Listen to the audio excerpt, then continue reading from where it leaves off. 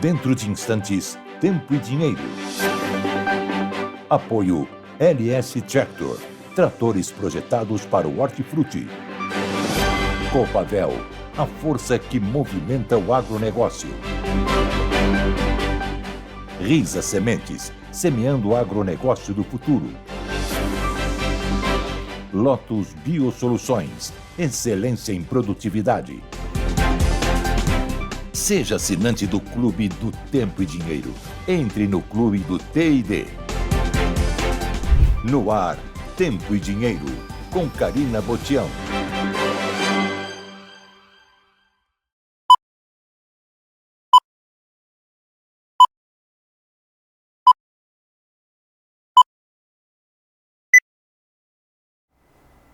(17 de julho, quarta-feira, uma ótima tarde para você que nos acompanha. Está começando mais uma edição do Tempo e Dinheiro. E olha, depois de um início de inverno bem característico, um bloqueio atmosférico vai manter a faixa central do Brasil mais seca e com temperaturas acima da média.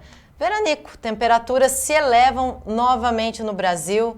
Tá aí o destaque, quando você vê essa faixa laranja aí que a gente está vendo no mapa, são temperaturas de 3 a 5 graus acima do normal. E nessa faixa vermelha, pegando um pouquinho aí do oeste, do Mato Grosso do Sul, do Paraná, Santa Catarina e do Rio Grande do Sul, temperaturas de 5 a 7 graus acima do normal. Mas o Brasil vai ficar essencialmente mais quente nos próximos dias. Frio ainda, só de madrugada e pelas manhãs, mas ainda tende a diminuir. No Mato Dentro, a gente teve muita neblina nos últimos dias. Olha só, João Batista mandou pra gente esse registro do início da manhã, mas essa neblina aí foi até 9 horas, viu? Não ficou só cedinho não e nem só na madrugada. Até 9 horas da manhã, toda essa neblina no Mato Dentro, que é essa sensação de friozinho ainda que a gente está tendo aqui pelo interior do estado de São Paulo. Por isso, já que a gente mostrou o Mato Dentro, eu vou com ele agora saber como é que ele está. Boa tarde, João Batista, tudo bem? Estou bem, depois de ontem, né, essa alergia por causa dessa poeira, estamos aqui firmes e fortes. Sim, você mostrou que vamos ter um bloqueio, portanto, né, daqui para cima não tem chuvas, a gente está com uma indicação de que até agosto, até 15 de novembro, né, quando muda para a primavera, não temos informações de chuvas aqui para cima para nós, infelizmente. Temos a neblina, como você mostrou aí, Karina. O meu amigo Marcelo Rocha, que mora lá na divisa com o Uruguai, portanto, sul do Rio Grande do Sul, na fronteira, está dizendo que lá também teve uma cerração forte. Aqui a gente chama de neblina, e o Marcelo chama de cerração, é a mesma coisa, e vamos em frente. O que não é a mesma coisa é a informação que a Folha, que o Mauro Zafalon, o meu amigo Mauro Zafalon lá da Folha, está mostrando que após seguidos recordes, receitas externas com soja caem 26%. 26%, ou seja, nos últimos 4 anos veio caindo, né? Anteontem bateu no preço mais baixo desde novembro de 2020. Nós estamos com esse problema de preços caindo. Pode ser que a gente já tenha chegado no fundo do poço, assunto para Vlamir Brandalize daqui a pouco. E também nós temos um outro destaque, que está do Poder 360, onde a John Deere decidiu interromper apoio às pautas identitárias. Sabe aquela história de pautas do pessoal de esquerda, essencialmente de esquerda, contra o agronegócio, e as empresas do agro apoiando? Não fazia sentido, e a direção mundial da John Deere decidiu tirar o pé, falou, não, mas estamos trabalhando errado. Ainda bem, e nós vamos refletir isso. Bom, mas falando novamente de soja, vamos pedir para o Gleidson mostrar os preços da soja.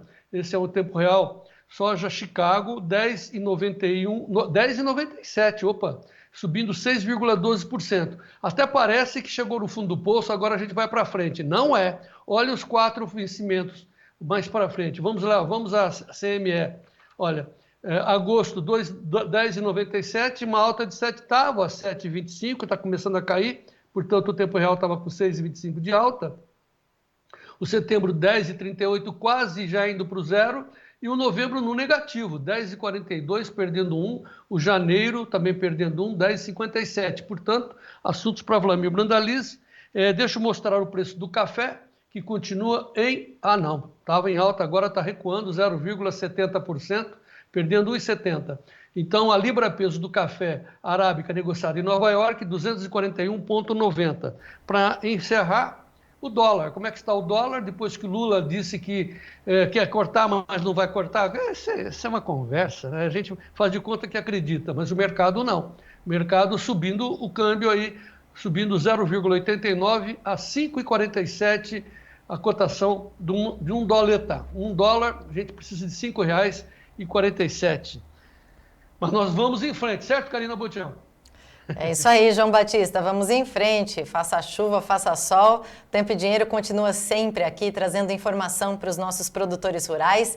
Por isso a gente exibe a bandeira que nos representa e representa os produtores de todo esse nosso Brasil com uma mensagem de otimismo, de esperança, de que o Brasil vencerá.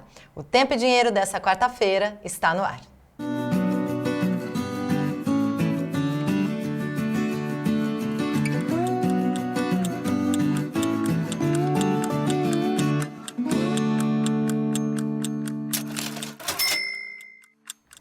Sejam bem-vindos a mais essa edição do Tempo e Dinheiro, 17 de julho.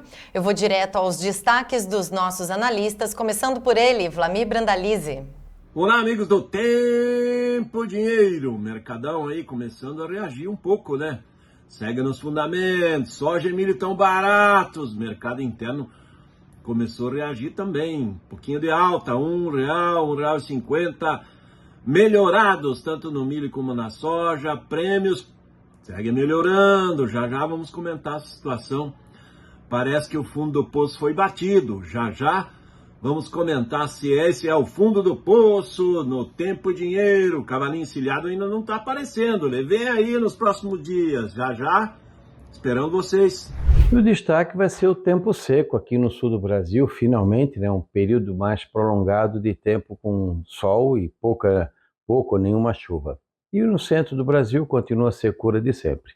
Madrugadas frias, tardes quentes. Também é o destaque na temperatura. Detalhes na previsão.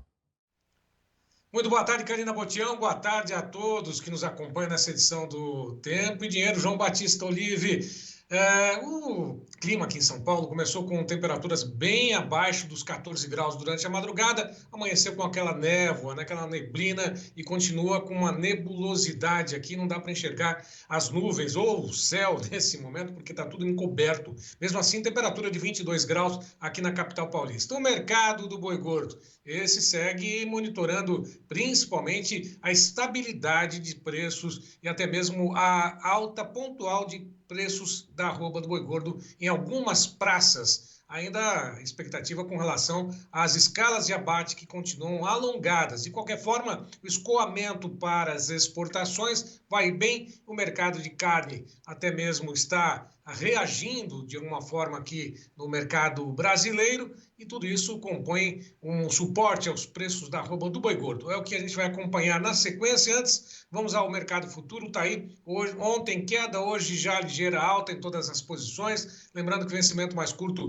o julho, segue com alta de 0,30% a R$ 231,30 por arroba. Agosto, R$ 234,55. Setembro, a R$ 237. Outubro, R$ 243, mais 10 centavos, alta de 0,37%. Boi gordo ontem subiu o indicador R$ 230,40, alta de 1,72%, bem próximo do vencimento da B3, 231,30 é o corrente julho por lá. De qualquer forma, no acumulado deste mês, por enquanto, a arroba do boi gordo segue aí acumulando uma queda de 2,26%. Aliás, o mercado reagiu hoje, o indicador CPEA também para o boi gordo apresentou variação positiva, R$ 2.088,62, uma queda de 1,26%. Portanto, o boi gordo já reverte a queda no acumulado do mês de julho e sobe ligeiramente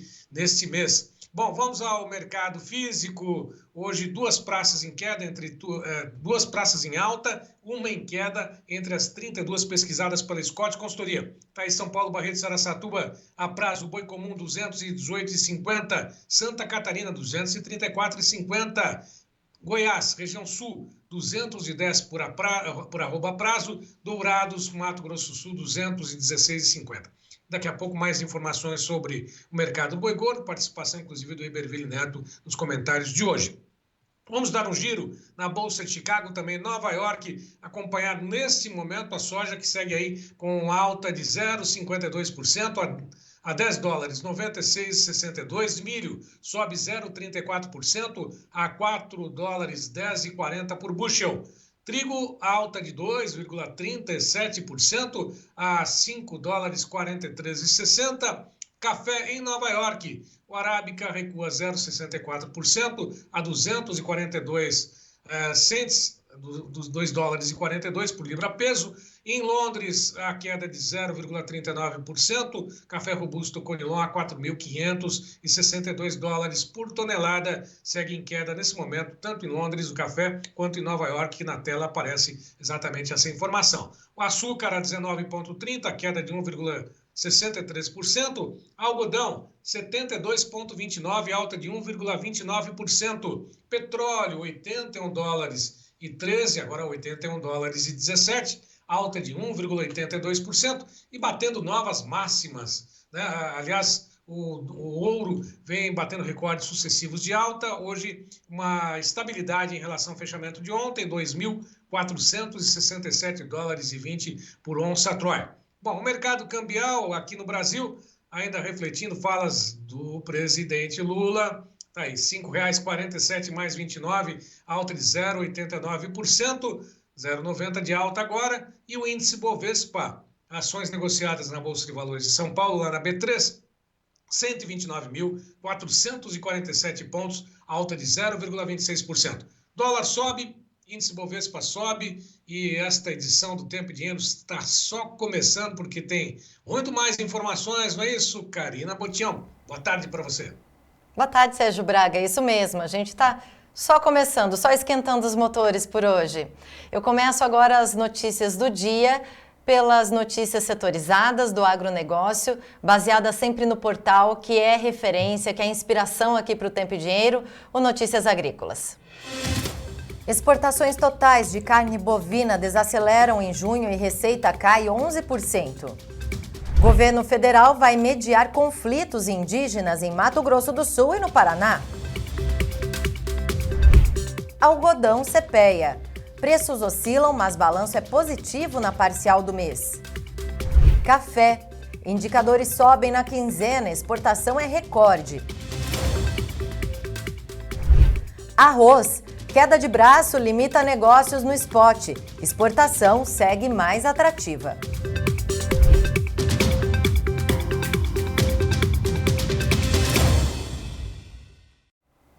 E seguindo com as notícias aqui do Brasil e do mundo, depois da expectativa de vitória do Trump e corte de juros nos Estados Unidos, o ouro bateu recorde com essa sensação. Olha, o metal sobe mais de 50% nos últimos 20 meses, impulsionado pela busca por Porto Seguro, está aí a manchete da Folha de São Paulo.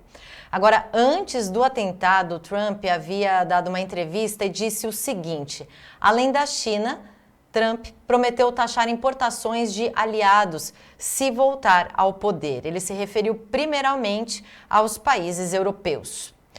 No Brasil, os preços sempre subindo e dessa vez o aluguel. Manchete do Estadão: preço do aluguel sobe 8 vezes mais que o IGPM no primeiro semestre.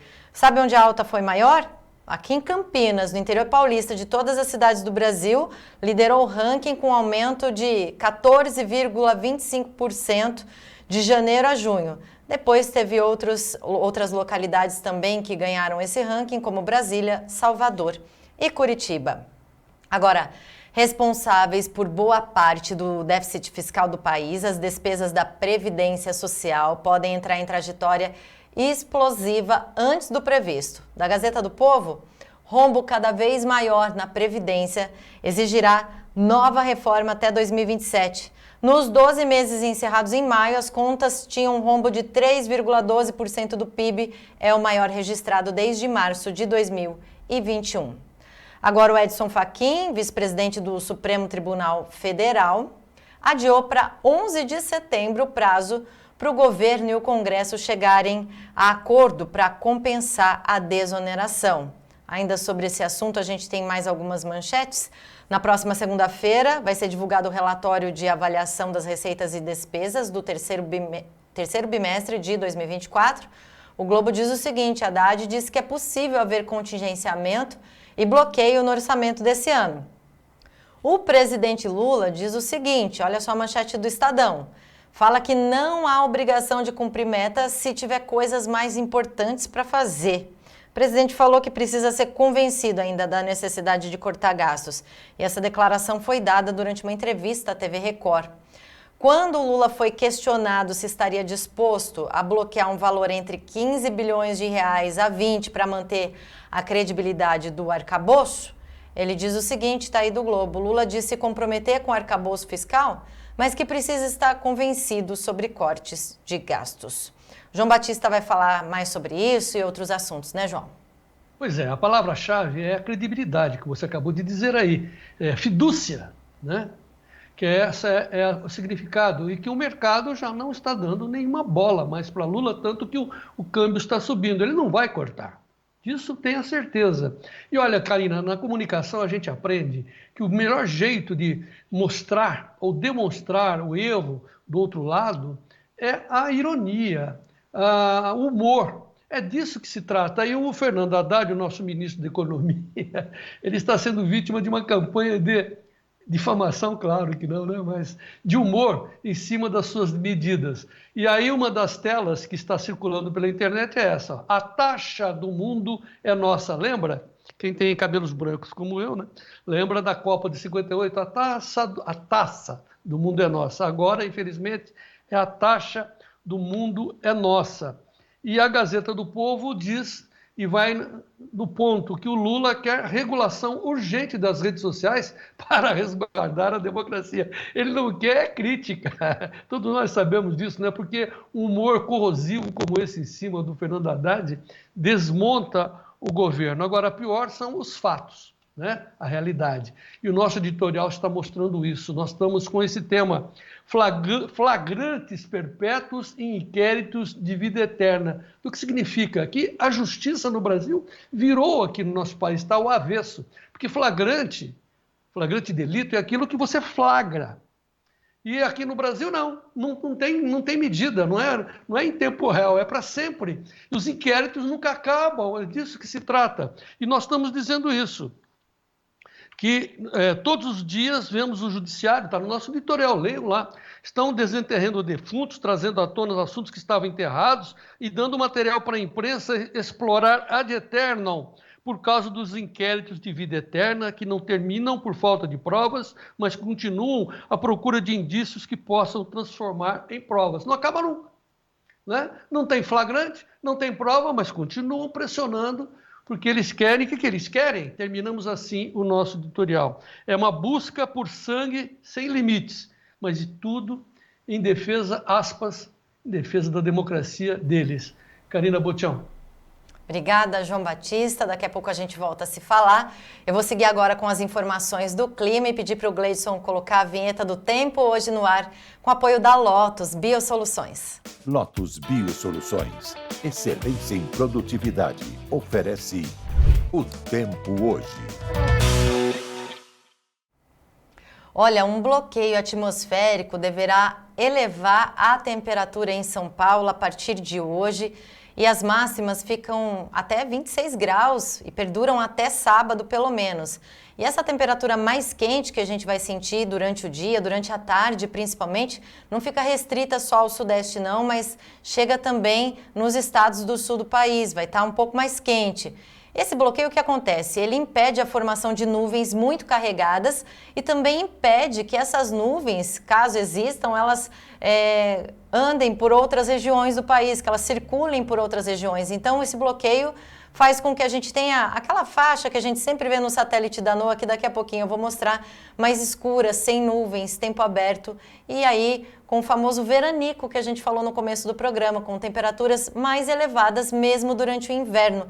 Por quê? A madrugada e o comecinho da manhã continua mais frio e com essa neblina que a gente está sentindo, mas tem esse tempo bem mais quente durante a tarde. Então, mínimas de 12, 13 graus e as máximas de 26, por exemplo, nos próximos dias. Frio forte mesmo para o Rio Grande do Sul, e não só Rio Grande do Sul, Santa Catarina, Paraná, a gente tem previsto para 15 e 16 de agosto, olha só, para praticamente daqui a um mês. Essa mancha mais lilás que vocês estão vendo aí no mapa representa bem isso, geralmente ela traz risco até de geadas para as regiões quando a gente vê elas no mapa, né? Então, assim, 15 e 16, aí sim a gente pode ter um frio mais intenso também, se estendendo por outras regiões do país, não só no sul. No sul mais forte, mas indo também para as outras regiões. Por enquanto, a gente vive esse veranico. Vamos saber qual o destaque do Notícias Agrícolas para hoje? O Brasil não vai ter chuvas nos próximos dias, temperaturas sobem, umidade do ar cai e condição vai favorecer focos de incêndio. É o outro lado da história, né? A gente sabe que a umidade do ar tem ficado abaixo dos 30%, que é bem perigoso para a saúde, portanto, toda atenção e favorecendo aí agora focos de incêndio. A gente viu quanto isso já foi dor de cabeça durante todo início de ano, principalmente na região do Mato Grosso do Sul.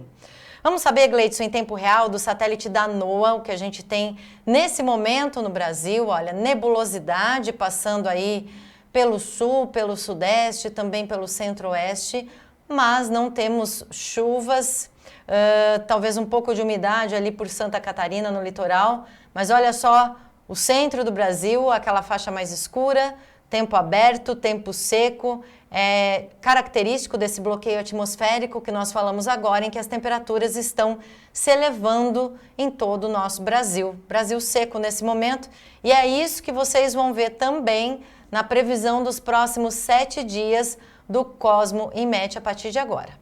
Amanhã, então, quinta-feira, dia 18 de julho, olha só, a gente tem quase todo o Brasil sem nenhuma chuva, com exceção, é claro, ali do norte, do Amazonas, um pouquinho ali do litoral do Pará, Roraima chovendo, inclusive no dia 19, sexta-feira, mas a umidade está só mesmo concentrada ali pelo litoral da Bahia, litoral do Espírito Santo, e depois se estendendo, olha, no dia 20, sábado, por toda a faixa litorânea leste nordestina. Mas o restante do Brasil permanece seco, Rio Grande do Sul, Santa Catarina, Paraná, São Paulo, Mato Grosso do Sul, Mato Grosso, Minas, olha só, tempo bastante seco, inclusive no Nordeste também, olha só, até dia 22, segunda-feira, chuva e umidade só ali pelo litoral mesmo, e ali bem concentrada, isolada no norte do Pará, muita umidade ali pelo centro-norte do Amazonas, no dia 23, terça-feira, mas olha só, dia 24 vai limpando ainda mais, inclusive a faixa litorânea do Nordeste. Brasil está seco nessa semana. Vamos saber agora então do Ronaldo Coutinho, nosso especialista da Climaterra, o que ele tem para dizer e explicar para a gente. Vamos aqui, ó, a secura normal do Brasil nessa época do ano, de 17 a 21, ou seja, até domingo, de agora até domingo, grande parte do país tempo seco. Aqui no sul essa chuva praticamente é só hoje e se tiver, nem todo mundo aqui vai ter. Então no sul do Brasil a chuva é muito pouquinha nessa quarta-feira, quinta, sexta, sábado, domingo é tempo seco. Litoral de São Paulo pouquinha coisa também, provavelmente mais nessa quarta e talvez quinta. Ali no Espírito Santo pouca coisa, norte de Minas também. Aqui na Bahia, no leste e nordeste, situação de sol, nuvens e pancadas de chuva de hoje até domingo. Um pouquinho mais significativa aqui em Maceió, Recife e no recôncavo baiano. Mas tem alguma chuva nessa área e até aqui, ó, algo que não é muito comum no sertão de Pernambuco, no centro-norte do Ceará e norte do Maranhão. E até no norte, até na região de Irecê, alguma coisinha isolada. E aqui mantém o norte do Brasil com aquela chuva tradicional, a metade norte do Amazonas, Roraima, norte do Pará e Amapá. Grande parte do país tempo seco. No acumulado de 10 dias, até o dia 26, também a chuva fica mais aqui no norte. Tu vê que não altera praticamente nada aqui, ó. Quando a gente olha, aqui aumenta, ó, na parte de Recife, Alagoas, Sergipe e o leste da Bahia, aqui aumenta a chuva na semana que vem também. Então, tanto nessa semana quanto semana que vem, tem um pouco mais de instabilidade aqui no leste e no nordeste, um pouquinho de tensão entre Recife, Maceió, Aracaju e o Salvador, mas principalmente Recife e Maceió, pode ser que tenha alguma chuva forte aqui. No sul não alterou em nada, por quê? Porque até o dia 26 praticamente nada de chuva, a não ser aqui no Rio Grande do Sul. Pode ser que aqui, lá pelo dia 25, 26 ou 27, venha alguma chuva, mas de maneira geral, toda essa região aqui do país é tempo seco nesses próximos dias. Tanto que a anomalia está aqui, ó, na anomalia de 15 dias, bem negativa aqui no Rio Grande do Sul, Santa Catarina e Sudoeste Paraná, abaixo do normal, não muito nessas áreas aqui do Sudeste e Centro-Oeste, no Norte do Brasil também, abaixo do normal, um pouquinho acima aqui no norte, bem no extremo norte, pontinhos aqui do Nordeste. O Nordeste fica de normal, um pouco abaixo, mas bom até. Na temperatura, nós temos o que, ó? Temperatura normal branco, abaixo do normal azul e acima do normal esses tons de laranja por vermelho. Aqui começa a esquentar gradativamente, pegando a parte oeste da região sul. E boa parte do país ainda vai ter temperaturas relativamente baixas. O que vai chamar atenção vai ser a amplitude. Vai fazer frio de manhã cedo e à tarde esquenta. Hoje deu geada aqui na Serra da Mantiqueira, deu frio na Serra do Rio, parte de São Paulo. Aqui vai fazer no sul do Brasil, nessa parte aqui, ó, vai ter geada nessa quinta, sexta e fim de semana. Pontuais negativos aqui na Serra Catarinense, na Serra da Mantiqueira. Frio também, fora do padrão, aqui nessa parte da Bahia, Pernambuco, Cealba. No fim de semana, domingo, vai ter madrugada bem fria aqui, pegando Pernambuco, sul do Piauí, sul do Ceará, sul da Paraíba. Toda essa região aqui, ao nível do mar, mínimas de 14, 18 graus, que é baixo para eles. E mais frio nas áreas de serra. Também aqui nessa parte da divisa com Minas, aqui na área do Sudeste também, madrugadas frias e tarde quente. E vamos ter aqui no sul, geada no amanhecer, agradável à tarde e frio à noite. Então vai ser um período aí mais calmo em termos de tempo no Brasil. Nada de chuvarada de maneira geral. Se tiver alguma chuva forte, talvez ali no Nordeste ou no extremo norte do país. Da Climaterra, Ronaldo Coutinho, voltamos amanhã. Obrigada, Ronaldo Coutinho. Lembrando que esse quadro foi um oferecimento da Lotus Biosoluções. Um novo conceito em nutrição vegetal que está oferecendo para agricultores de todo o Brasil mais produtividade. Lotus Biosoluções, excelência em produtividade. Voltando com João Batista. Dando assim, satisfação e reproduzindo o que os nossos informantes aqui do Tempo e Dinheiro nos posicionam sobre o clima, o Laurindo Welter, lá de Toledo, Paraná, está dizendo que agora lá no oeste do Paraná, 23 graus, e ele está feliz que depois de uma chuva com acumulado de 91 milímetros, que acabou com a secura, o sol apareceu. Também feliz está o Emerson Antoniaco, nosso amigo lá de Ponta Grossa, dizendo que o sol apareceu para eles. Enquanto que nós aqui, Karina, pedindo pelo amor de Deus por uma chuvinha, A minha amiga Fabiana Silveira, lá do interior do Rio Grande do Sul, em Piratini, 17 graus, sol entre nuvens, vamos em frente, pois o Brasil vencerá. Mas a gente tem algumas dúvidas, viu, Fabiana? Por exemplo, lá, aí no seu Rio Grande do Sul, só que lá no leste, no centro-sul do Rio Grande do Sul, apareceu uma exigência, não sei se é para todo o estado, porque o Emerson Pérez, de Camaquã, quase que do litoral sul do Rio Grande do Sul, está dizendo que apareceu uma exigência da FEPAM, que é uma Fundação Estadual de Proteção Ambiental, exigindo a apresentação de estudos que comprovem ou não a existência de sítios arqueológicos nas propriedades do centro-sul do estado.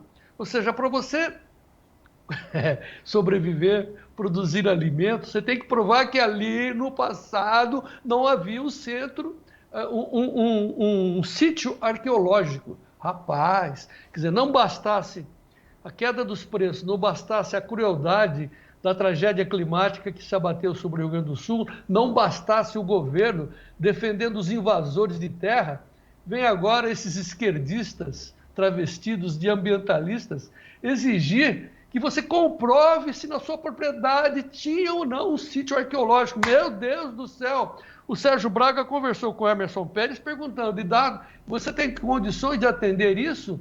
Ô Emerson, veja o que ele respondeu. Agora nós recebemos um comunicado da FEPAM que nós temos 150 dias para apresentar um estudo da existência ou não de sítios arqueológicos coloniais, catalogados ou não. Se não, perdemos até a prorrogação que a gente conseguiu com a FEPAM. Ficaremos sem FEPAM, né? E o produtor de arroz precisa na FEPAM para apresentar no banco, para conseguir financiar, custear o arroz, além de ficarmos fora da lei, né, Sérgio? Nós vamos ficar sem FEPAM, né?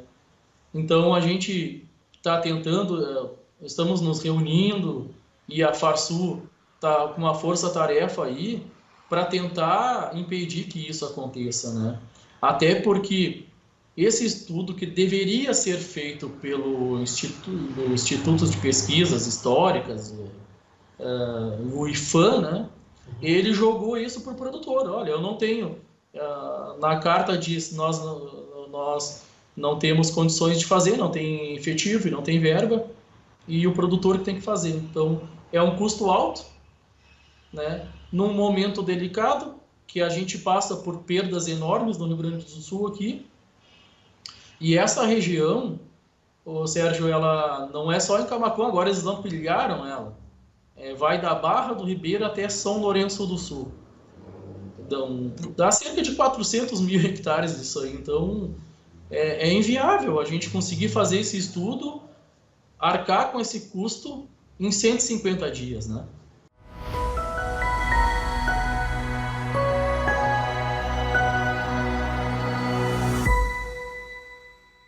Viu, Karina? A gente conclui assim, eu acho que eles vão conseguir implantar a fome no Brasil, né, tolhendo a produção de alimentos. Não é possível. Só para lembrar, essa reportagem feita pelo Sérgio, exclusiva para os assinantes do clube. Mas, portanto, pessoal, entrem no nosso clube para a gente se fortalecer, para a gente poder falar cada vez mais alto e mais longe. Correto, Karina? É isso, João. Não tem mais por onde complicar a vida do produtor, né? Que absurdo. 19998132915, você se torna um assinante e também o produtor e a produtora rural mais bem informado do nosso Brasil. Eu vou agora para um rápido intervalo. Na volta tem Vlamir Brandalize conversando com João Batista sobre soja, milho, mas tem muito mais informação também. Então não sai daí, continua com a gente.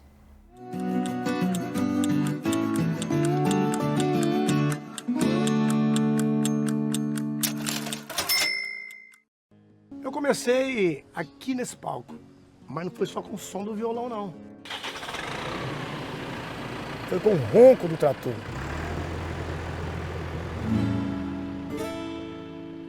Eu sempre fui um produtor rural e quero crescer cada vez mais. E a marca que eu escolhi para mim é a LS Tractor. Ela tem força, tecnologia e amor pelo campo. Maravilhoso, né?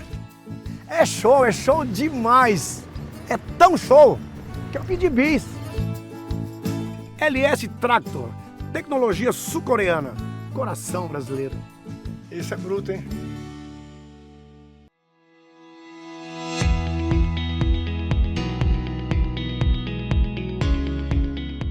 O livro Sementes e Diagnose e Limitações traz um apanhado detalhado sobre o estabelecimento da lavoura, desde a semeadura até a obtenção das indústrias da produtividade, que são as plantas da lavoura. A gente faz um diagnóstico muito detalhado com relação aos erros de diagnose, aos aspectos de diagnose dos problemas de plantio. Essa é a peça-chave do livro. Ou seja, você vai conseguir identificar com fotos e detalhes e informações técnicas diversos problemas de plantio que podem estar ocorrendo na sua fazenda. Um grande abraço.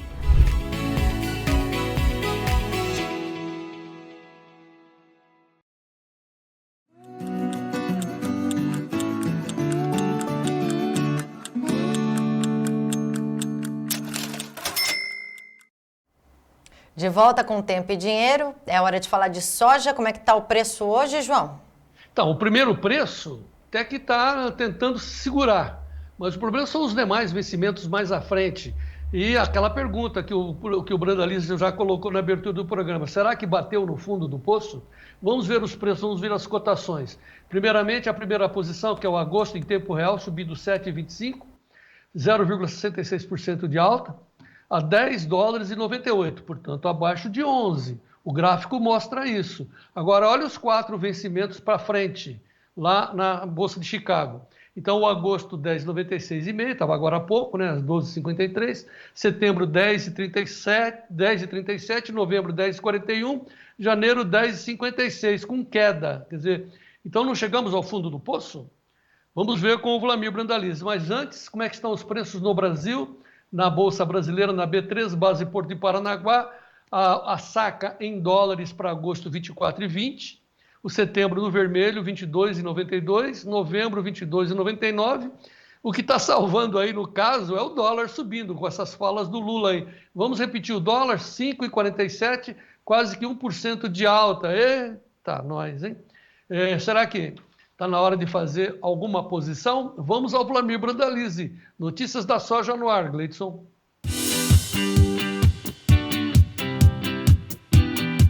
Notícias da soja com Vlamir Brandalize. Apoio Copavel, um show de cooperativa.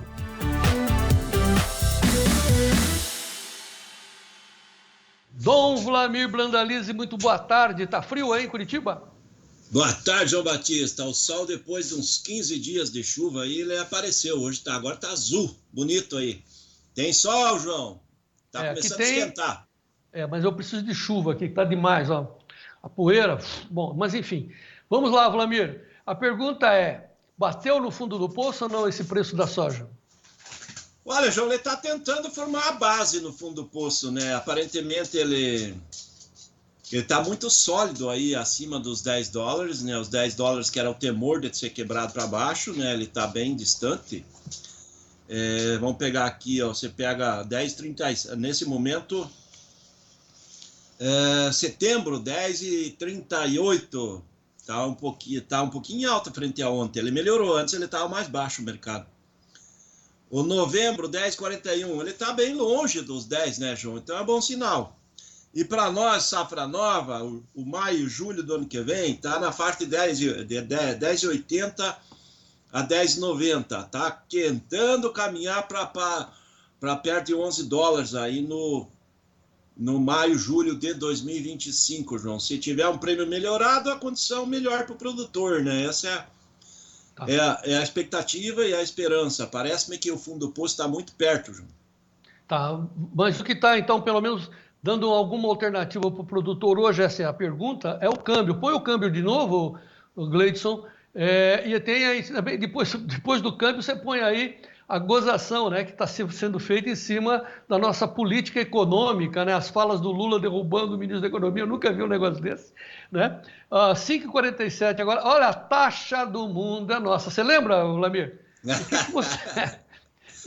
Bom, essa aí é a Copa de 70, né? Não, essa de 58, mas ó, quando você tinha cabelos, ó, lembra? A Copa de 58, a taça do mundo é nossa. Nossa, eu me lembro disso. Agora é a taxa. A taxa. O produtor vendo o dólar subindo, ele deveria dar uma olhada nos preços da soja? Não, acho que, João, agora ele está numa fase que ele tem que aguardar o mercado melhorar um pouco, já caiu muito, né? Os prêmios estão melhorando, o ambiente externo está melhorando. Hoje, pela madrugada, teve um atentado ali no mar, não no Mar Negro, lá nos navios americanos, lá naquele Mar Vermelho, promovido por pessoal do Irã. Então, o mercado de fretes marítimos está mais firme, mais nervoso. E o que é isso, João? Qual é o reflexo dessa situação? Quando os fretes marítimos ficam mais caros, os navios que chegam para atracar e carregar, geralmente você nomeia um navio quando você tem 30, 40 mil toneladas, que você já tem meio certo, aí você nomeia um navio de 55, 60 mil toneladas. Depois você vai completando. Você chegar no dia do embarque e você tiver de um navio de 60 mil toneladas, 55 mil, você termina isso e ele vai embora com 55 mil. Mas o frete dele de 55 mil, 60, 40 ou 30 é o mesmo, o custo é o mesmo. O que acontece agora é procurar completar o navio. O navio está chegando para 55 mil toneladas que tem aí, cara, negociada. Ele cabe 60 mil. O pessoal vai para o mercado para buscar essas 5 mil que falta. E aí paga prêmio melhor. Mesmo que Chicago não melhore, ele paga prêmio melhor. Dá para ver que hoje o mercado de Porto aí está R$2 melhor que ontem já. Mesmo que esse lenga-lenga de Chicago aí teve mais alto, teve mais fraco, está meio estável. Ou seja, é melhoria de dólar hoje e prêmio também segue mais firme. Então, com essa nova crise que se deu aí no Mar Vermelho, o mercado de frete certamente vai seguir esse segundo semestre mais firme, né, João? Já temos poucos navios, e aí com o risco de sofrer no caminho os navios, né, além de ter toda aquela pessoa lá dos terroristas ali da África, né, os piratas.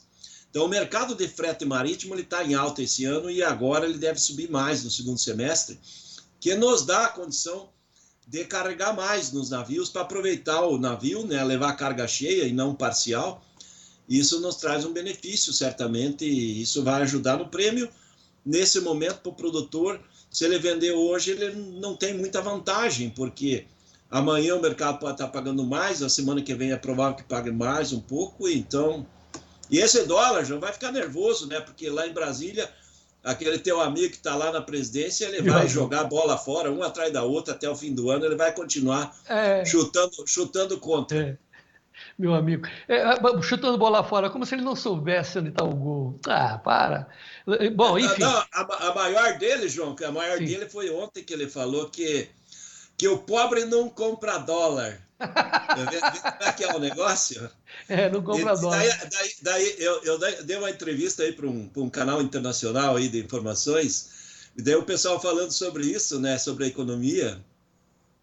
E daí o seguinte, o que o pobre compra, né, João? Então essa é a pergunta. A primeira coisa de manhã, ele compra aquele pãozinho francês. Ele é comprado em dólar. Claro, trigo, tudo ele pega que aqui no Brasil todo mundo fala manteiguinha, que é a margarina que é feita de soja, que é feita com óleo de soja. A margarina é em dólar. Ou seja, começa o dia pagando o que ele vai em dólar. E daí ele vai tomar um cafezinho. O cafezinho é balizado em quê? Então veja como é que é a lenga-lenga dessa turma, né? Ele disse que ele se baseia nos comentários da Janja. Precisa falar para a Janja que o cafezinho, o leite, o pãozinho e tal, é tudo referenciado em dólar, viu, dona Janja? Bom, senhora, vamos deixar para lá. Né, Vlamir? Enquanto você fica falando que tem piratas lá no Mar Vermelho, nós temos os piratas aqui do Rio Tietê, os piratas da Lagoa, do Lago Paranoá, né? E vamos em frente. Ô, Vlamir, vamos mostrar os preços para depois eu vou perguntar para você o que o produtor deve fazer nesse momento, se ele vai pescar, deve sorrir com ironia ou tomar alguma posição. Vamos primeiramente aos preços. Estamos com negócios nesta quarta-feira, Vlamir? Olha, João, nessas últimas 2 semanas, poucos negócios. Já vai completando quase 2 semanas que nesse período todo aí não chegou a 1 milhão de toneladas negociadas. É muito pouco aí para o período, João, porque o normal seria mais de 1 milhão de toneladas por semana. Então, nós estamos negociando menos de metade do que seria o normal para o período agora de julho. Então, negociou pouco. O produtor está vendendo somente quando ele precisa de caixa. E alguns produtores estão fazendo posições junto a revendas, aquelas revendas que conseguem pagar um plus a mais do que o mercado nos pacotes, nas trocas, nos barter. Alguns negócios têm saído nessa linha, mas, no geral, pouquíssimos negócios. E nesse momento temos aí pouco mais de 98,2 milhões de toneladas de soja negociada.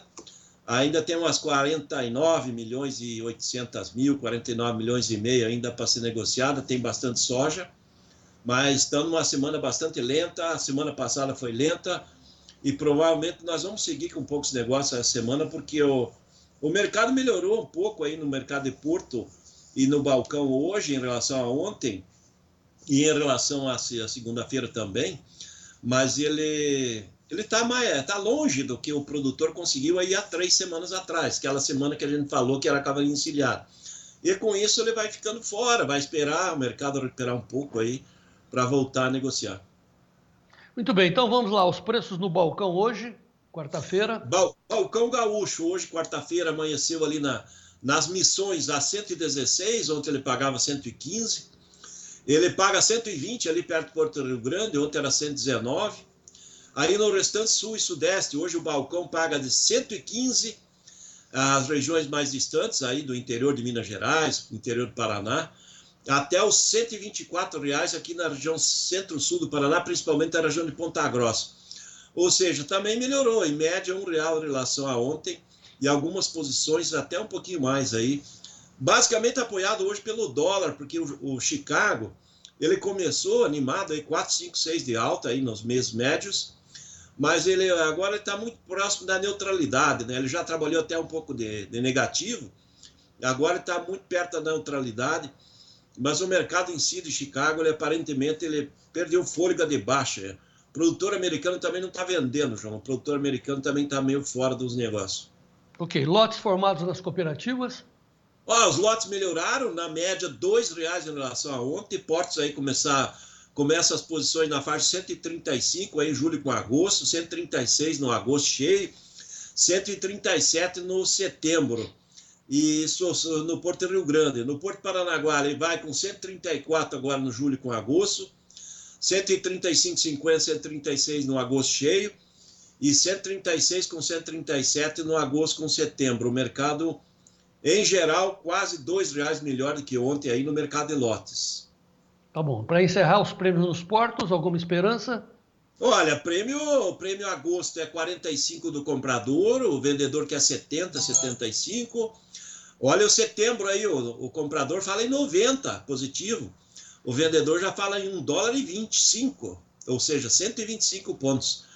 Com chance de pagar acima de $1 aí no prêmio setembro, aí já tem chance hoje. Pela primeira vez do ano, o mercado de prêmio passando de $1 por bushel de prêmio positivo. O prêmio fevereiro, João, que era negativo, ele começou a ser positivo, porque hoje o comprador no fevereiro fala -5, mas o vendedor quer -15. E provavelmente entre 5 e 10 positivo deve andar negócio. Ou seja, prêmio do ano que vem, o fevereiro, já está positivo. O prêmio março o comprador fala em -15, o vendedor fala em 5 positivos. O prêmio abril, o comprador paga 30 negativo, antes ele pagava 35,40, melhorou também. O vendedor fala em -10. E maio é comprador um -20 e o vendedor já fala em 0 ou 5 positivo. Os prêmios futuros também melhorando, mais ou menos seguindo o que a gente já vinha comentando desde a semana passada, que nós temos agora uma tendência de melhoria dos prêmios que deve ajudar as cotações. E certamente o Lula falando bobagem vai ajudar no dólar, né? Pois é, vamos lá. Vamos pegar duas manchetes. Primeiro da Folha do seu amigo Mauro Zafalon. Aliás, é seu amigo mesmo, né? Diz que te assiste todo dia. Maurinho Zafalon, grande jornalista. Após seguidos recordes, 4 anos de recordes, 7 anos, sei lá quantos anos de recordes, mas nesses últimos 4 anos veio caindo. As receitas com a soja caíram 26%. Ó, não é brincadeira, hein? 1/4 de perdas de valor, fora também a questão das secas. Então, o Brasil, com isso, está aí, ó, pode aumentar, pode encher a tela, Gleidson. A exportação recuou quase 50 bi dólares após ter atingido 67 bi em 2023. Olha a pancada que nós estamos levando. Em consequência, o governo está reduzindo o preço mínimo da soja em quase 12%, que é na política de garantia de preços mínimos. A referência agora, Branda, da saca, que é aquele chamado fundo do poço em reais, 76,28. Quer dizer, se alguém recorrer ao preço mínimo para fazer aquela questão de justiça, não é assim? Para que você usa a referência? Você vai ter como referência 76,28. Aí você está quebrado, hein, Branda? 76,28, João, seria preço mínimo que teria que ser para o milho, né? Porque nem para o arroz ele é viável. Para o trigo, ele também já dá para considerar que não é viável, para o trigo teria que ser mais. E para a soja nem se fala, né? Para a soja teria que ser quase o dobro desse valor aí, para ele dar dentro da realidade do produtor ter margem efetiva, né, João? Mas esse preço mínimo da soja aí é para inglês ver, né? Ele não serve para nada, só serve para atrapalhar. Mas se você for tiver uma questão na justiça, você se dana, hein? E o produtor perde, né? O produtor está sendo colocado sempre para perder, né? Nessa situação. Desse governo atual aí, o produtor, tudo que vier do governo, ele está perdendo, né, João? Isso é em todos os sentidos. Duas questões em cima do dólar do Lula. As relações de troca de soja e fertilizantes. O Notícias Agrícolas, a Carla Mendes está dizendo que já teve preços melhores. Agora o MAP está 44% mais caros e a ureia 11%. Passou o cavalinho do fertilizante, Branda? Passou, João. Passou lá entre fevereiro e março, né? Vou dar um exemplo meu, né? Eu comprei ureia R$2.000 a tonelada. Hoje já estão falando de 3.000. Só para ver. Ou mais, em alguns lugares até mais. Todos os fertilizantes eles já passaram a fase de baixa, porque nós passamos a virada do ano com muito estoque e muito navio para chegar, que daí a gente considera estoque também, das empresas que compraram o ano passado, esperando que o mercado de fertilizante, tudo continuasse puxando, e o mercado acabou dando uma segurada na virada do ano e tiveram que vender muito abaixo do que pagaram no começo do ano, exerceram prejuízos grandes aí no final de março e abril, e agora voltou para a realidade, né, João? O mercado de frete marítimo disparou, né? Está mais caro e isso impacta, né?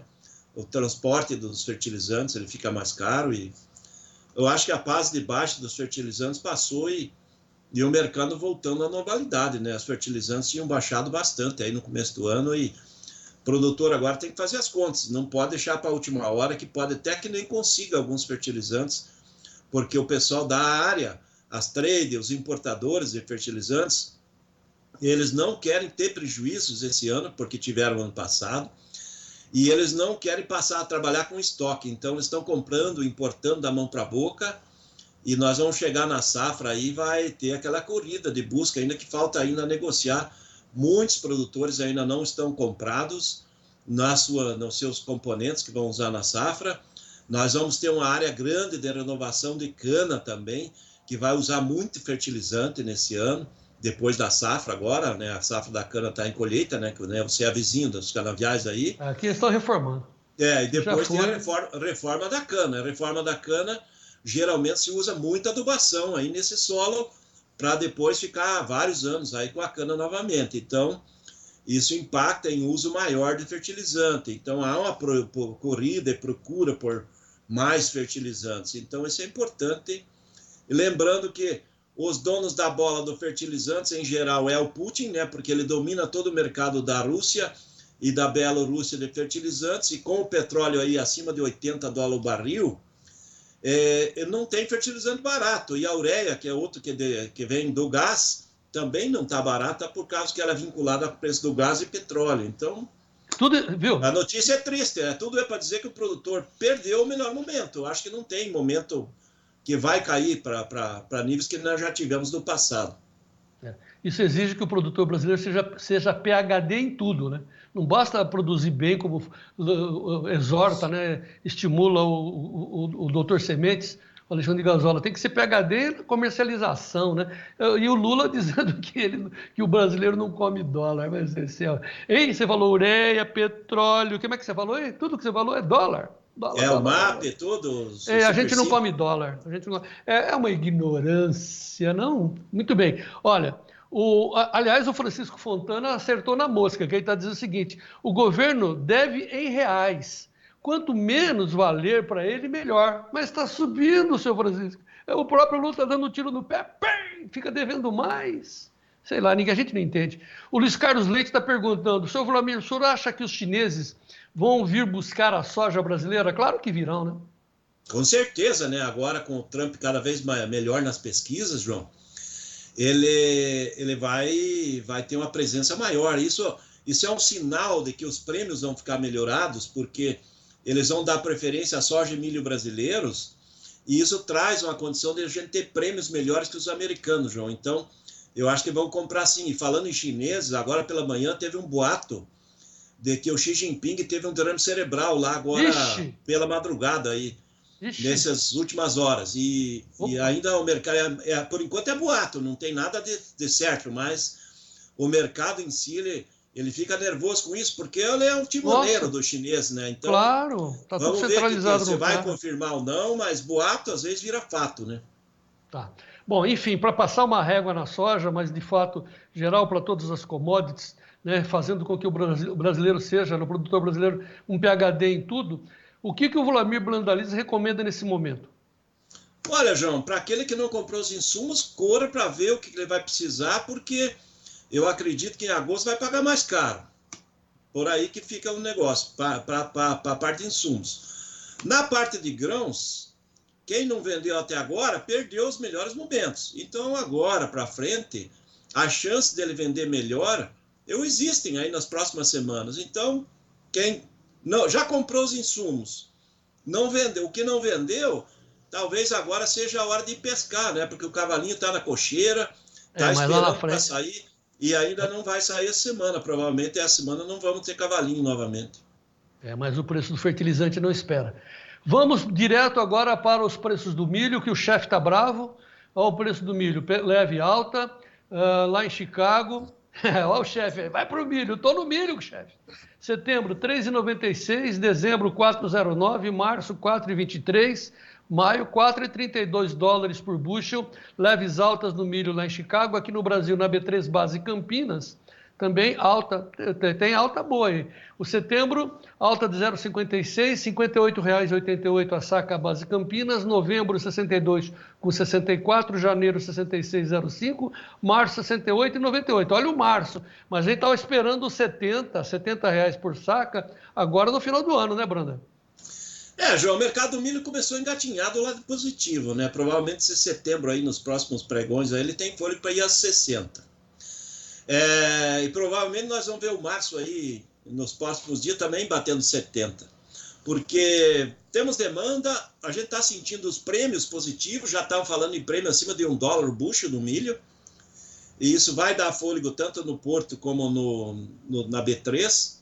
Chicago, aparentemente, no milho já bateu o fundo do poço, ela não quer ficar nos $4 abaixo, ela quer ficar acima, porque no caso do milho parou total a venda de físico americano, o produtor não vai vender nesses níveis, e hoje ele só vai entregar os mais ou menos 30%, 35% que ele tem negociado já, com valores muito melhores, e vai segurar as vendas. Então nós vamos ter essa pressão lá de fora, e automaticamente agora em agosto em diante nós vamos ter a volta da demanda do milho brasileiro nos portos pelos importadores. Então esse é um fator aí que deve dar lastro, deve dar fôlego às cotações no mercado nacional do milho aí em reais, na B3, e essa questão da própria China agora para frente aí, com o avanço do tempo aí perto da eleição americana, é bem provável que os chineses vão começar a comprar mais aí para formar estoque, para enfrentar, no caso, vai ter uma guerra comercial aí com os Estados Unidos, aí com o Trump no governo a partir do ano que vem.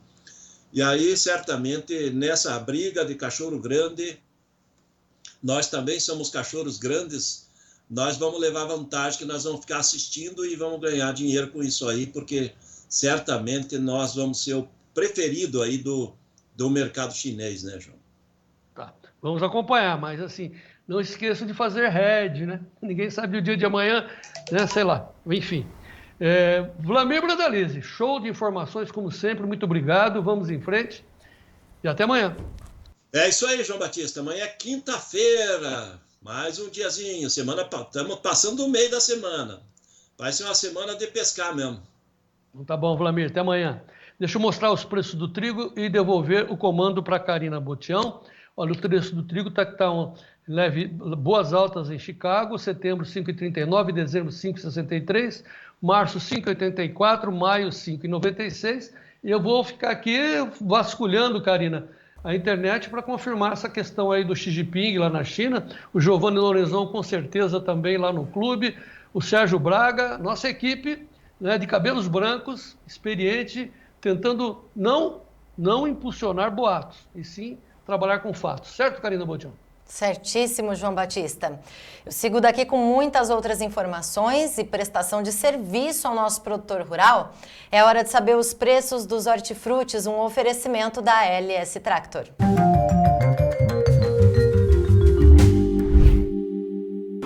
Oferecimento LS Tractor.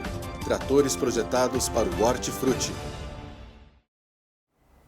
Vamos então ao levantamento dos preços dos hortifrutis, com base no CPEA Exalc USP. A gente começa pelo preço do leite, o litro no Espírito Santo, R$ 2,38 com 22.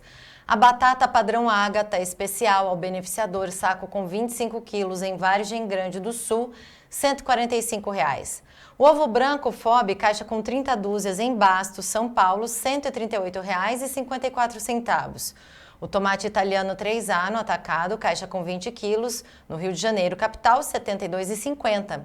E por fim, a laranja pera árvore no mercado, caixa com 40 quilos e 800 em Limeira e região, R$ 99,30. Eu vou agora mais uma vez para São Paulo para saber do Sérgio as cotações do café, Sérgio. O mercado que está oscilando bastante, de olho principalmente na oferta, de olho na safra do Vietnã. Isso tem sido noticiado e tem influenciado diretamente os preços no mercado internacional. De qualquer forma, a Bolsa de Londres tem oscilado hoje entre o lado positivo e negativo, próximo agora do encerramento, já encerrou com alta de 0,11% a 4.584 dólares por tonelada. Na Bolsa de Nova York, as negociações nesse momento tem o café em queda. O vencimento mais curto, setembro, nesse momento, está diminuindo já o ímpeto de queda, tá? 0,10% de queda a 2 dólares 43,35 ou 243,35 por libra-peso, uma queda de 0,11%. Vamos a todos os vencimentos por lá para poder observar exatamente que todas elas estão em queda. Setembro, 242,55, 0,43 de queda.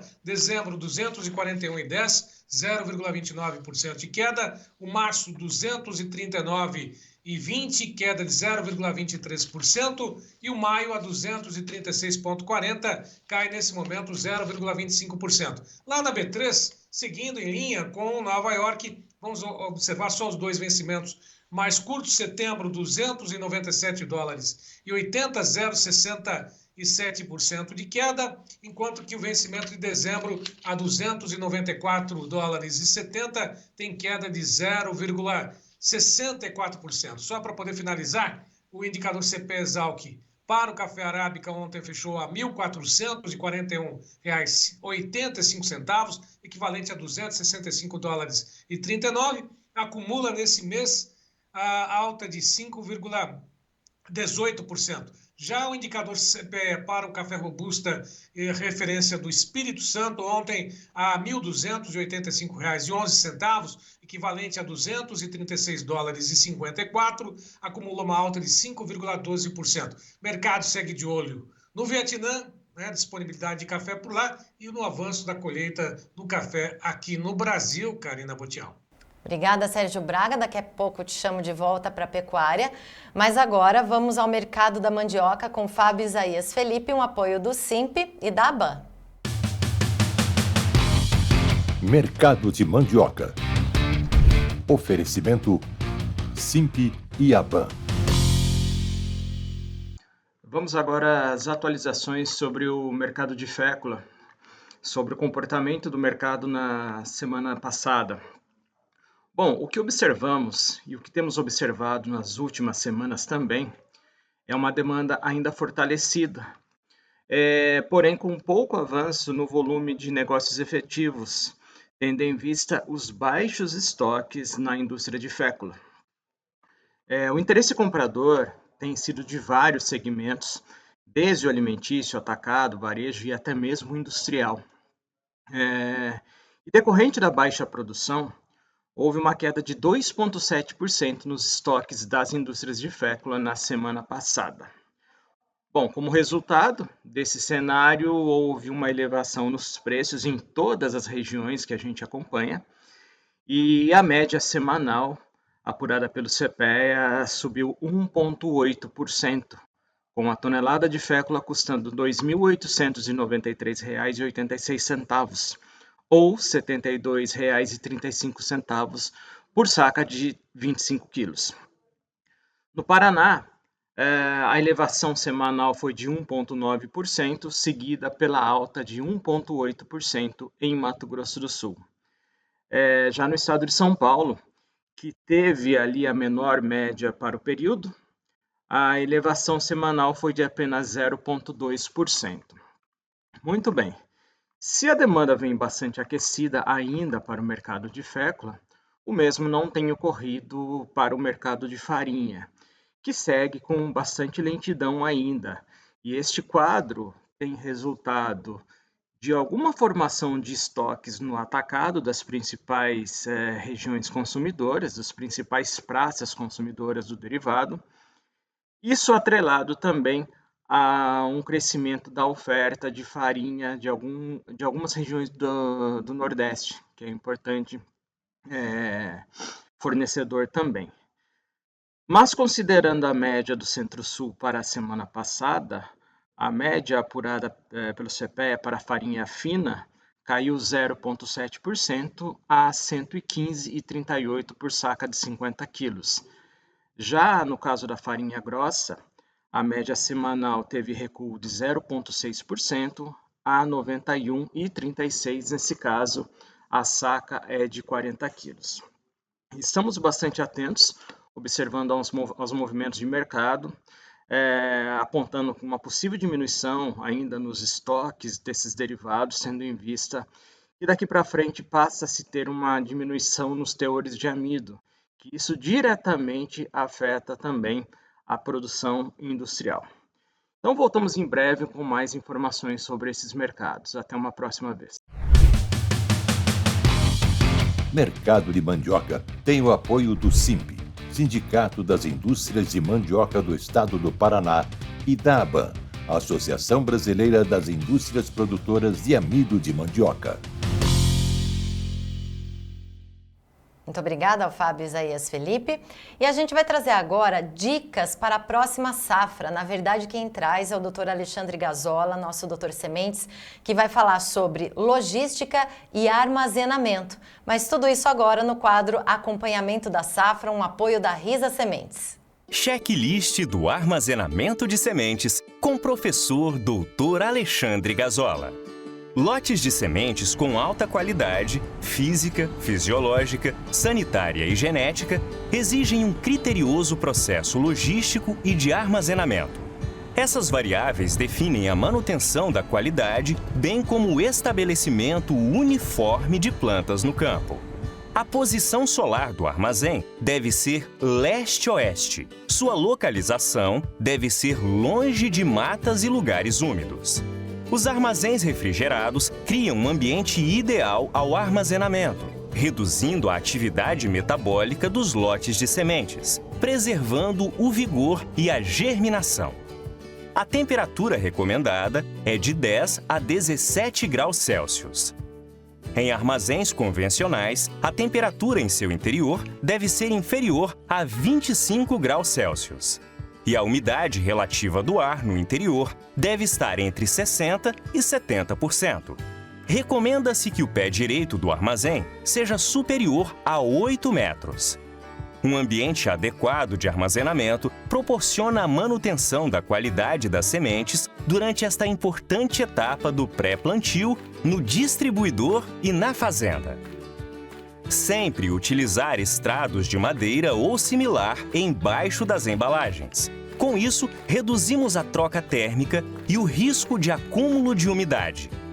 Monitorar diariamente ao longo do armazenamento a presença de goteiras sobre as pilhas, a entrada externa de água através de portas e aberturas, a ocorrência de animais, roedores e afins que possam danificar as embalagens. Sempre manter uma distância mínima entre o telhado e paredes das embalagens. Armazéns com boa ventilação e piso impermeabilizado se possível. Evitar folhas translúcidas no telhado e laterais do galpão. Não violar as embalagens, ao menos que seja para realizar o tratamento de sementes. Manter as etiquetas de identificações do lote presentes nas embalagens. Não armazenar à sombra ou embaixo de lonas ao céu aberto. Recomenda-se a aclimatação em pré-plantio de lotes armazenados abaixo de 17 graus Celsius. Para conhecer mais sobre o trabalho do professor Dr. Alexandre Gazola, acesse o site e acompanhe as informações e novidades.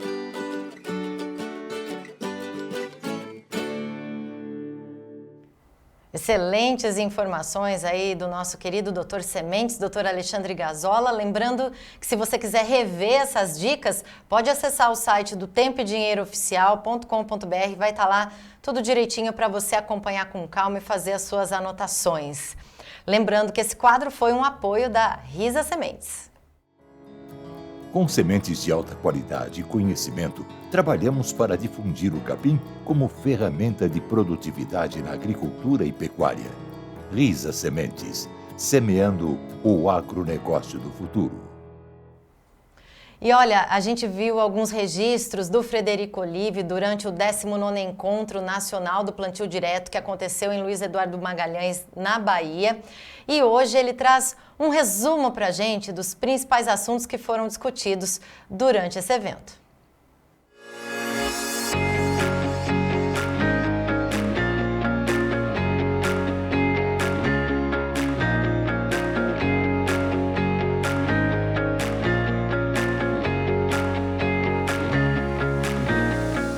Estamos aqui no 19º Encontro Nacional do Sistema Plantio Direto, aqui em Luiz Eduardo Magalhães, no oeste da Bahia. O evento que reúne grandes especialistas desse sistema que revolucionou a agricultura e vem revolucionando ainda mais na mão de produtores rurais como Luiz Pradella, que produz aqui na região do Matopiba, aqui no oeste da Bahia, e faz parte da comissão organizadora da Federação Brasileira do Sistema Plantio Direto. Luiz, trazer esse encontro aqui para Luiz Eduardo tem uma importância muito grande. Com certeza, até mesmo porque é a primeira vez, né, os outros 18 foram realizados em outras regiões do país. Então trazer aqui para a região oeste da Bahia, para o Matopiba, até porque precisa de uma determinada estrutura para receber esse evento. O Luiz Eduardo contempla isso por conta de outros grandes eventos que acontecem aqui. Então a importância para dar um salto de novo no sistema plantio direto, trazendo todo esse conhecimento para cá. É de fundamental importância, regiões como a nossa, trazermos o sistema de plantio direto cada vez mais forte e mais informado. Porque, na verdade, há mais de 50 anos que é utilizado esse tipo de manejo, mas sem o conhecimento profundo dos agricultores para suas atividades básicas. E hoje o sistema de plantio direto é o futuro do nosso país e, por que não dizer, do Brasil.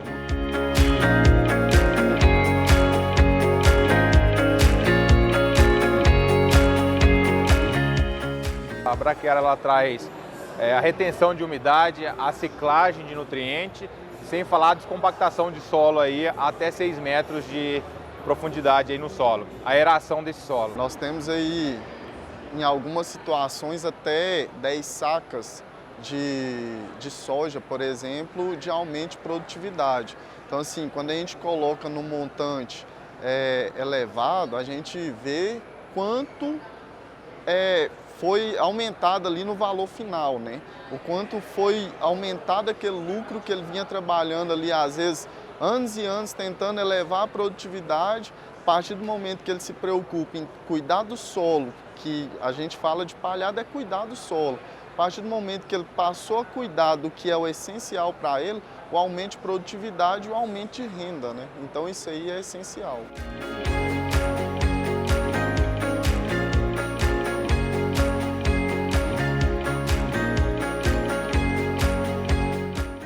Você adotar as técnicas sustentáveis, especialmente você praticar o sistema de plantio direto e fazer a integração lavoura-pecuária e, se puder, com floresta, isso não só é bom para o meio ambiente, como dá dinheiro.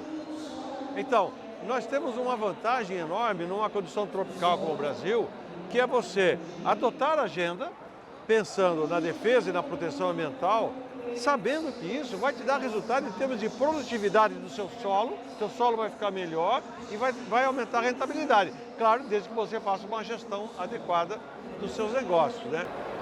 A agricultura, ela passa por uma transformação que o pilar atualmente, que vai sustentar a agricultura e que foi revivido, é o carbono.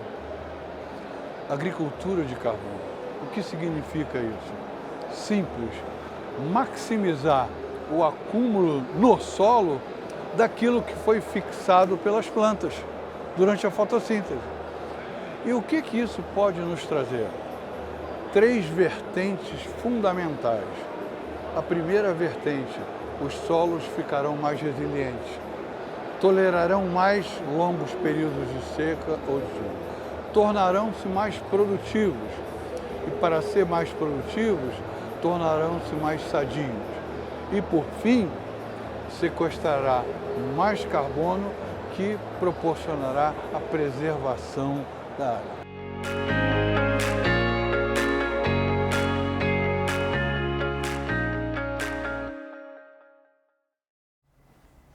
Olha, daqui a pouquinho João Batista, Sérgio e Vlamir Brandalize vão voltar para falar mais sobre a informação que foi citada a respeito do Xi Jinping. Eles vão conversar sobre isso daqui a pouquinho. Antes, só quero falar que hoje temos a contribuição do Giovanni Lorenzon no quadro Agrofinanças. Vamos ao destaque desse quadro de hoje.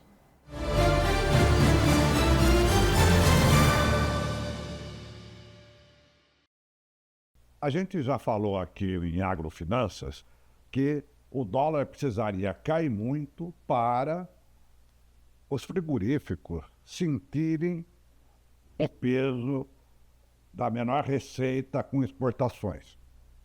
Porque os volumes ainda são significativos. Mas a gente não pode deixar de lembrar que o conforto dos frigoríficos está cada vez menor. O dólar continua acima dos 5,40, né? Ainda com força de tendência de subida, mesmo longe dos 5,67, que foi o pico aí de semanas atrás. Porém, os dados recentes do governo mostram que os preços das exportações continuam muito pressionados.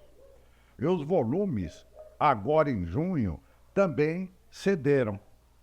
Por exemplo, foram exportadas 242.600 toneladas em junho, uma alta pequena de 2,79% sobre junho de 2023, mais 30 mil toneladas a menos que em maio. E a receita despencou 11%. A mesma coisa no semestre. O semestre teve uma alta de 34% nos volumes, mas a receita só cresceu 18%, cresceu por conta desse expressivo aumento do volume. Já com a China, por exemplo, as exportações cresceram 39% em volume no primeiro semestre, mas a receita foi quase 100 milhões de dólares a menos. Um faturamento que chegou no total, estou vendo aqui, de 2,5 bilhões de dólares. Esse conforto que começa a sair dos frigoríficos pode impactar, sim, as suas ações, que em junho, com a alta expressiva do dólar, teve um ganho muito expressivo também na B3.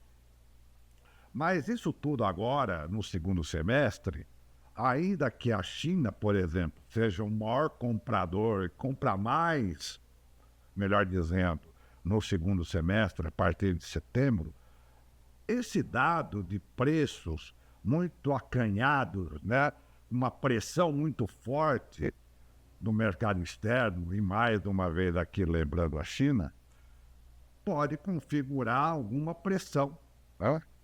Porque em algum momento esse favorecimento do câmbio pode começar a se perder, especialmente, né, se houver aí mais uma baixa de 10, 15 centavos aí, que por enquanto ainda não está presente. Nós temos que lembrar também que o boi começa a ficar um pouco mais caro, né, na originação para os frigoríficos, e também um outro ponto especialmente perigoso para a JBS e para o Marfrig, que tem operações nos Estados Unidos. Né? E isso impacta também no preço das ações aqui no Brasil. Por quê? Porque no primeiro semestre, as importações dos Estados Unidos de carne do Brasil cresceram 15% contra 10% do primeiro semestre de 2023. Ainda que eles sejam também os exportadores, junto com o Minerva, as operações lá mostram que a originação, a oferta de boi nos Estados Unidos continua restrita. Daí que os americanos estão importando mais carne do Brasil.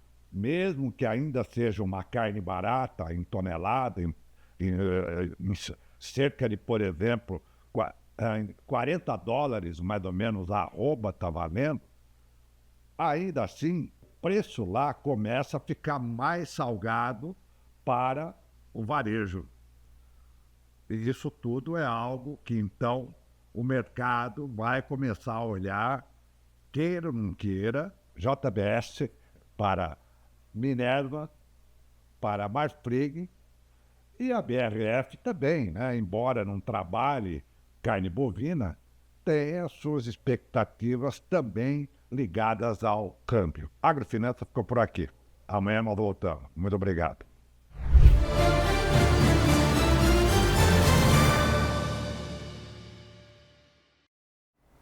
Muito obrigada, Giovanni Lorenzon, pela sua contribuição. Eu quero chamar de volta agora João Batista, Vlamir Brandalize e Sérgio Braga, que vão falar de um assunto importante, né, João?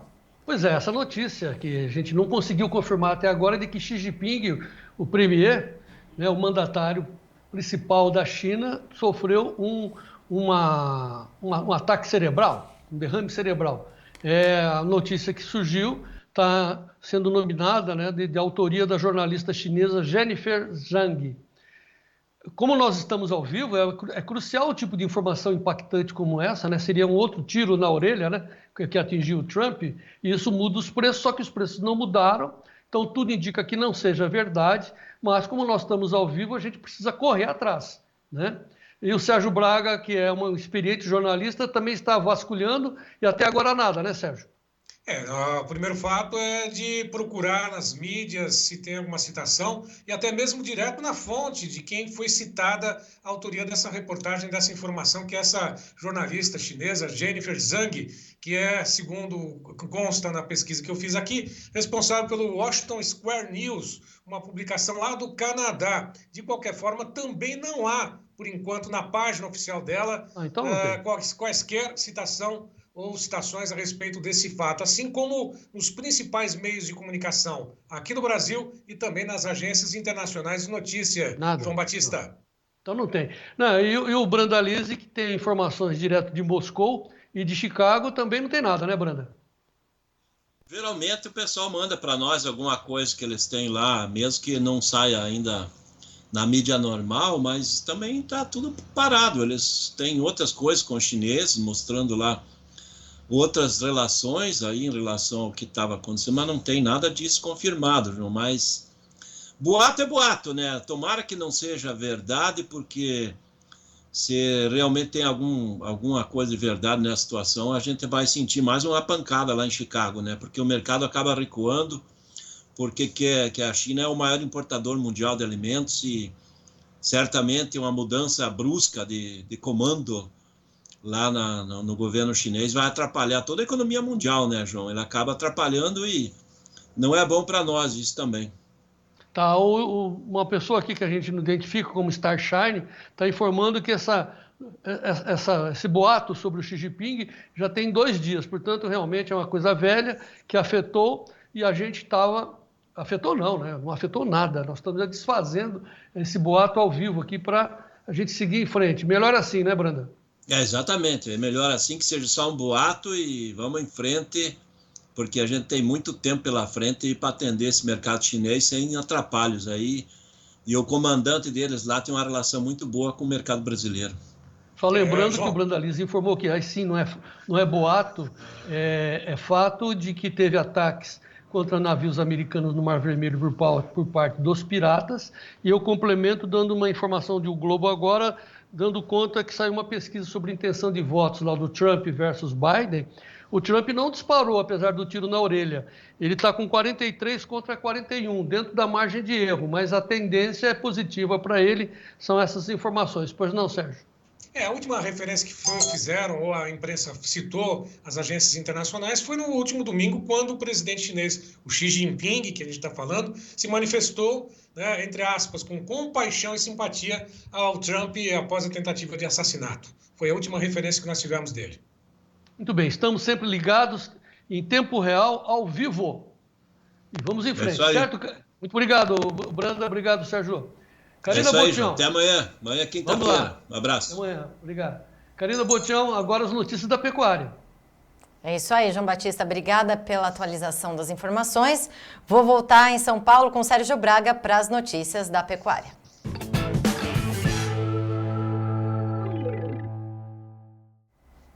Uma quarta-feira em que o mercado segue atento principalmente ao comércio varejista de carne. É lógico que o principal momento já passou, que foi início do mês, com recebimento de salários, mas mesmo assim as atenções estão voltadas para uma desaceleração nas exportações de carne nesse período. De qualquer forma, o mercado segue firme, preços praticamente sem quaisquer ou alterações de queda acentuadas, mas sim reações positivas em algumas praças pecuárias. Antes de falarmos sobre o mercado físico, vamos atualizar as cotações do mercado lá na B3, observando que todas as posições nesse momento estão no lado positivo, com exceção à estabilidade encontrada por setembro. Mas vamos lá, julho a R$ 231,30, por arroba sobe 0,30%, agosto R$ 234,00 mais 5, 0,15 de alta, setembro R$ 236,80 estável, outubro R$ 242,25 também estável, ligeira alta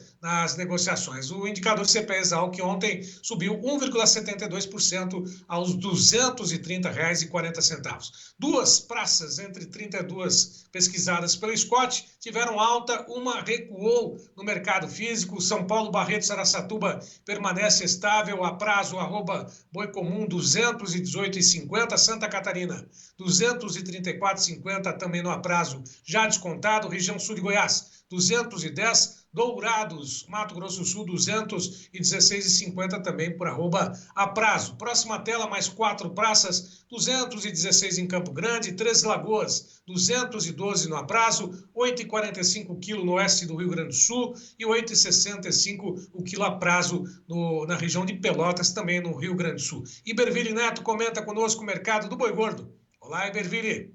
Olá, Braga, olá a todos. Braga, seguimos com o mercado do boi gordo firme. O cenário de escoamento, devido ao período de segunda quinzena, está um pouco mais lento, então esse é um ponto que vai na direção oposta, aí de mais força para o mercado, mas não tem sido suficiente para tirar esse momento mais positivo para o boi. Quando a gente fala das programações de abate, elas têm encurtado de maneira geral. São Paulo, especificamente, está com uma programação um pouquinho melhor, mas quando a gente fala de Brasil afora, a gente tem um cenário de enxugamento de oferta que continua agora ao longo de julho. Temos que acompanhar essa evolução do escoamento na segunda quinzena, que tipicamente acontece, então não é nenhuma surpresa, mas é um ponto que pode acalmar um pouco o cenário do boi gordo. Mas, de maneira geral, a gente tem observado um cenário de preços evoluindo, com valores acima das referências acontecendo em diversas regiões. Vamos acompanhar. Um abraço e até mais. Obrigado, Iberville, até mais. Lembrando mais uma vez, como o próprio Iberville disse, muitos negócios estão sendo realizados acima da referência do indicador CPE. Karina Botião. Obrigada, Sérgio Braga, pelas informações de hoje. Boa tarde para você. Vou chamar o João Batista também. Depois desse show de informações, agora nós temos aí uma imagem que está na sua mão aí, Karina, sobre o meu Mato Dentro. Uma imagem do seu Mato Dentro, que está ilustrando nossas edições, cada dia com uma surpresa. Eu tenho concorrência para comer o meu mamãozinho que eu cultivo com tanta qualidade aqui, com tanto carinho. Coloca pra gente, Gleidson, olha só o que tem lá no Mato Dentro. Tucano, gente, olha que coisa linda. Aqui é uma região aqui de bandos de tucanos, ainda bem. Mas assim, viu, Karina? Na sua janela, João? Meu mamãozinho ali, a Vera não gostou nem um pouco, porque a gente estava com carinho. Esse mamão é muito doce, muito gostoso. Mas os tucanos também perceberam isso. Tem os sanhaços, tem os azulões, né, que vêm aí disputar o nosso sítio, né? Nós fazemos uma matinha aqui, que aqui é o mato dentro. Mas eu vou dizer para você que o tucano também, a gente não sabe dizer, mas com certeza se é uma questão de equilíbrio. Mas com esse bicão deles ali, ele pega os ovinhos dos outros passarinhos mais frágeis aqui que tentam fazer ninhos. Exatamente. E aí eles fazem o equilíbrio. Senão, imagino quanto de pássaro nós teríamos aqui. Mas, como diz a dona Vera, é a natureza. É a janela do mato dentro, que privilégio.